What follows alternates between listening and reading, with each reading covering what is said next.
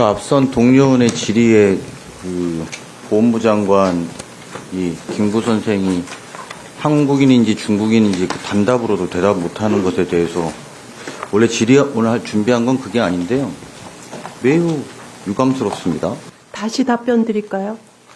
제가 물어보지 않았습니다. 여기가 지금 학생들 네. 가르치는 왜냐하면 데입니까? 제가 답변 장관, 드린 내용하고 내가 달라서요. 질문하지 않았습니다. 우리가 여기서 배우러 온 게 아니에요.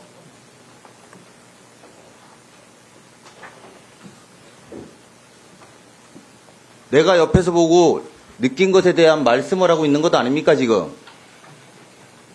그러면 질문에 답변을 똑바로 하셨어야지.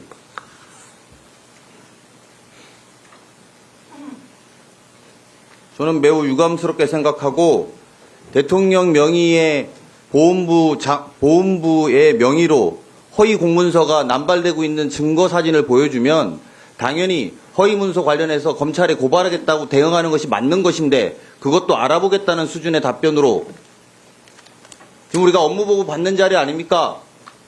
지난번에 국무위원이 그런 대답을 해서 가족이 아니더라도 교과서에 나오는 분에 대한 국적을 물은 것이고 그거에 대한 대답은 간단한 이야기입니다.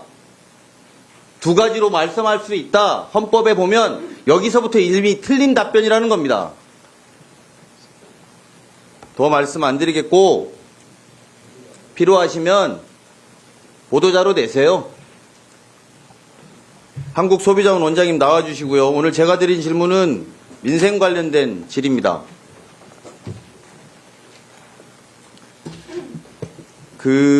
제가 오늘 질의께 드리는 내용이 아마도 부처의 여러 관계의 조정 역할이 필요해서 국무조정실장님도 이걸 잘 들으셨으면 좋겠습니다. 네. 작년부터 제가 국감 때 소비자가 문화생활에 피해 겪는 관련된 질의를 드리고 있는데 공연계 선예매제도 관련해서 티켓값 인상한다고 견인한 바 있고 이 부분에 대해서 공정위에 제가 질의한 적이 있고 공정위는 관련해서 실태조사를 계획 중이라고 업무보고에 나와 있습니다. 근데 이제 이 부분에 소득공제 중에 발생되는 소비자 불편에 대해서 질의하겠습니다.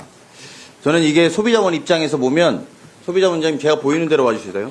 소비자원의 입장에서 보면 기존 업무를 좀 넘어설까 우려하실 수도 있다고 생각하고 하지만 소득공제를 담당하는 국세청이나 또 문화비를 관리하는 문체부 또 우리 소비자의 불편함을 해결해야 되는 소비자원의 각 부처의 입장들을 고려해보면 우리 국조실도 관심 갖고 들어주시기 바랍니다. 문화비 소득공제라는 것은 도서, 공연, 박물관, 미술관, 신문, 영화 이렇게 구매했을 때 추가 공제해주는 제도입니다. 그래서 일반 공제보다 공제받는 사람마다 차이는 있겠습니다만 10% 정도 공제율이 더 높습니다. 그래서 문화비 공제를 받을 수 있다면 이게 받는 게 더 이득인데요. 작년 한 해 문화비 소득공제 누락이 주로 일어나고 있는 데가 플랫폼 기업입니다.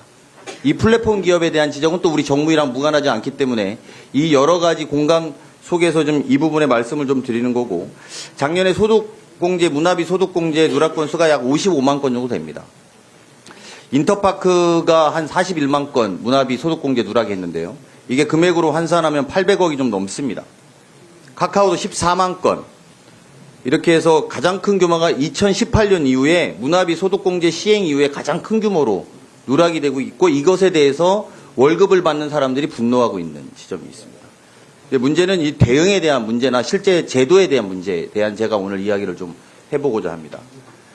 일부 문화비가 소득공제가 누락된다는 사실이 개별 소비자에게 전달되지 않아서 이제 소비자들이 다 SNS로 이 문제가 제기되면서 소위 말하는 아까 그 플랫폼 기업들이 다 시끄러워지기 시작한 겁니다.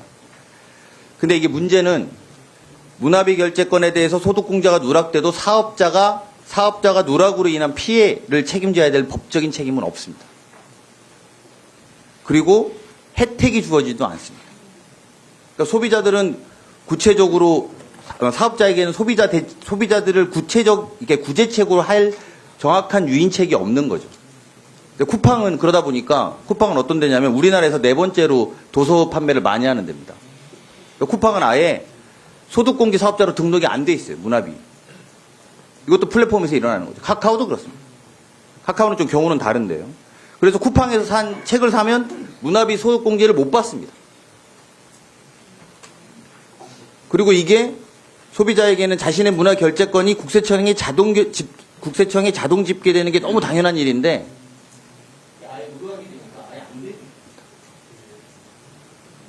이게 결제 오류식, 그러니까 이게 문화비 소득공개 사업자의 결제 오류를 개선한 시스템을 구축하거나 아니면 이 방법들을 좀 찾아야 될 텐데 이게 또 큰 문제는 뭐냐면 올 7월 달부터는 수영장하고 헬스장 금액도 문화비 소득공개가 가능해지거든요.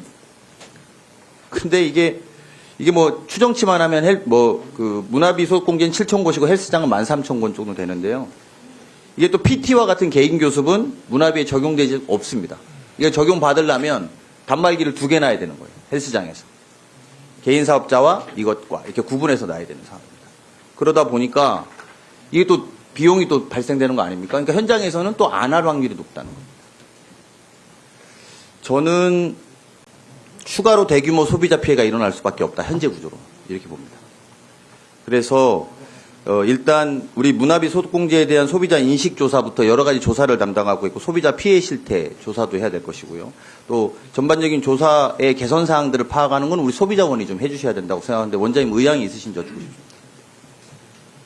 예, 저 내용 알고 있고요. 예, 저희 소비자원에서는 지금 요 현황에 대해서 그다음에 또 저희가 마련할 수 있는 그 개선 방안까지 해가지고 하여튼 저 신속하게 예, 저희가 현황 파악하고 개선 방안까지 마련해서 그렇게 이것도 보고 드리도록 하겠습니다.